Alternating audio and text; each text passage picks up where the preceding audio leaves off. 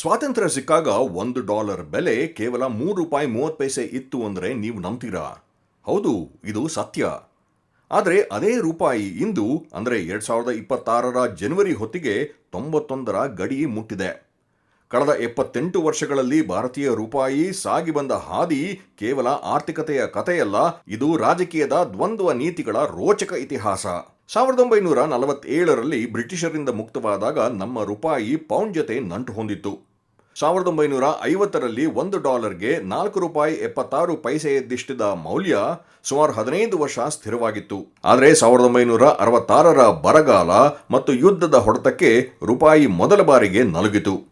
ಮೌಲ್ಯ ₹7.50ಗೇರಿತು. ಆದರೆ ಅಸಲಿ ತಿರುವು ಬಂದಿದ್ದು 1991ರಲ್ಲಿ. ದೇಶ ದಿವಾಳಿಯಾಗುವ ಹಂತ ತಲುಪಿದಾಗ ಅನಿವಾರ್ಯವಾಗಿ ಜಾರಿಯಾದ ಉದಾರೀಕರಣ ನೀತಿ ರೂಪಾಯಿಯನ್ನು ಮಾರುಕಟ್ಟೆಯ ಅಲೆಗಳಿಗೆ ಬಿಟ್ಟುಕೊಟ್ಟಿತು. ₹17 ಇದ್ದ ಡಾಲರ್ ಬೆಲೆ 95ರ ಹೊತ್ತಿಗೆ 30ರ ಗಡಿ ದಾಟಿತು. ರೂಪಾಯಿ ಮೌಲ್ಯ ಕುಸಿತ ಯಾವಾಗ ರಾಜಕೀಯ ಅಸ್ತ್ರವಾಯಿತು ಗೊತ್ತಾ? ಅದು 2013ರಲ್ಲಿ UPA ಆಡಳಿತದಲ್ಲಿ ಡಾಲರ್ ಬೆಲೆ ₹60 ದಾಟಿದಾಗ ಅಂದಿನ ಗುಜರಾತ್ ಮುಖ್ಯಮಂತ್ರಿ ನರೇಂದ್ರ ಮೋದಿ ಅಕ್ಷರಶಃ ವಾಗ್ದಾಳಿ ನಡೆಸಿದ್ರು. ರೂಪಾಯಿ ICU ಸೇರಿದೆ, ಅದು ಸಾಯುವ ಸ್ಥಿತಿಯಲ್ಲಿದೆ ಎಂದು ಲೇವಡಿ ಮಾಡಿದ್ದರು. ಸರ್ಕಾರಕ್ಕೂ ರೂಪಾಯಿಗೂ ಯಾರು ಹೆಚ್ಚು ಕೆಳಗೆ ಬೀಳ್ತಾರೆ ಅನ್ನೋ ಸ್ಪರ್ಧೆ ನಡೀತಿದೆ ಅಂತ ವ್ಯಂಗ್ಯವಾಡಿದ್ದರು. ಅಂದು ಅದು ಸರ್ಕಾರದ ಭ್ರಷ್ಟಾಚಾರಕ್ಕೆ ಸಾಕ್ಷಿಯಾಗಿತ್ತು.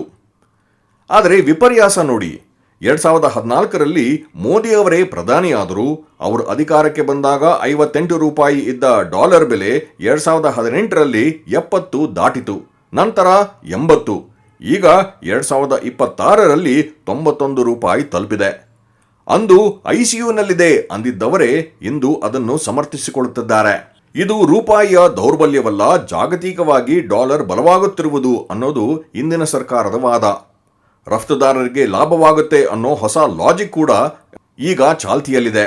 ಒಟ್ಟಾರೆಯಾಗಿ ಅಂದು ₹60ಗೆ ಹೋದಾಗ ಆಸ್ಪತ್ರೆ ಸೇರಿದ್ದ ರೂಪಾಯಿ ಇಂದು ₹91 ತಲುಪಿದರೂ ಅತ್ಯಂತ ಆರೋಗ್ಯವಾಗಿದೆ ಎಂದು ಬಿಂಬಿಸಲಾಗ್ತಿದೆ. ಇದೇ ನೋಡಿ ರಾಜಕೀಯ. ಅಧಿಕಾರದಲ್ಲಿದ್ದಾಗ ಒಂದು ಮಾತು, ವಿರೋಧ ಪಕ್ಷದಲ್ಲಿದ್ದಾಗ ಇನ್ನೊಂದು ಮಾತು. ರೂಪಾಯಿಯ ಈ ಕುಸಿತದ ಇತಿಹಾಸ ದೇಶದ ಆರ್ಥಿಕತೆಗಿಂತ ಹೆಚ್ಚಾಗಿ ರಾಜಕಾರಣಿಗಳ ಬದಲಾಗುವ ನಿಲುವುಗಳಿಗೆ ಹಿಡಿದ ಕೈಗನ್ನಡಿ.